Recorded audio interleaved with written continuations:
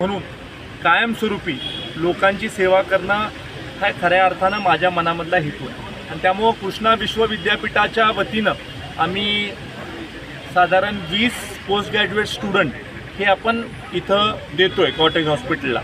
NMCची requirement आहे की तुमच्या तालुक्यामध्ये जिल्ह्यामध्ये जे काही शासकीय व्यवस्था आहे तिथं तुम्ही तुमचे डॉक्टर्स दिले पाहिजेत विद्यापीठांनी.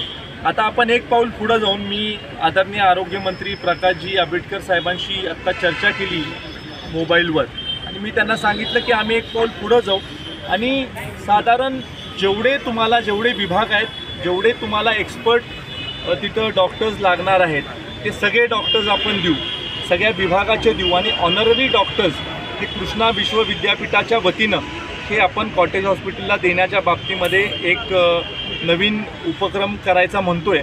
आपण राज्याच्या मंत्री महोदयांना म्हटलं की आमचा एक MOU करून घ्या आणि त्या MOUमध्ये जितके डॉक्टर्स कॉटेजला लागतील तेवढे डॉक्टर्स हे कृष्णा विश्वविद्यापीठ प्रोव्हाइड करेल आणि हे करत असताना कुठलंही रिन्युमरेशन हे कृष्णा हॉस्पिटलच्या डॉक्टर्सला आपण द्यायचं नाही आणि सेवाभावी वृत्तीनं ते येऊन सरकारचं काम करतील, लोकांचं काम करतील.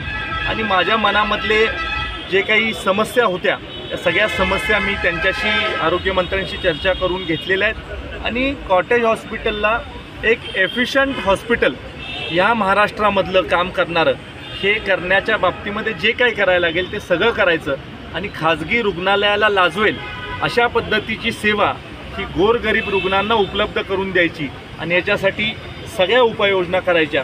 याच्यासाठी आम्ही सगळे प्रमुख लोक बसून एक चांगला आराखडा केलेला आहे. येणाऱ्या काळामध्ये बरंचसं काम याच्यासाठी करावं लागणार आहे, कारण ह्या सगळ्या गोष्टी करायच्या म्हटल्या की लगेच ह्या सगळ्या गोष्टी होणं शक्य नसतं. त्यामुळे टाईम बाउंड आम्ही प्रोग्राम करणार आहोत आणि त्या टाईम बाउंड प्रोग्रामनुसार निश्चित स्वरूपी या सगळ्या गोष्टी पूर्ण होतील आणि येणाऱ्या काळामध्ये एक अत्यंत एफिशियंटली चाललेलं गव्हर्नमेंट हॉस्पिटल महाराष्ट्राला हेवा वाटेल अशा पद्धतीचं हॉस्पिटल निर्माण करण्यासाठी आम्ही प्रयत्नशील राहणार आहोत. बाबा, आपण डॉक्टर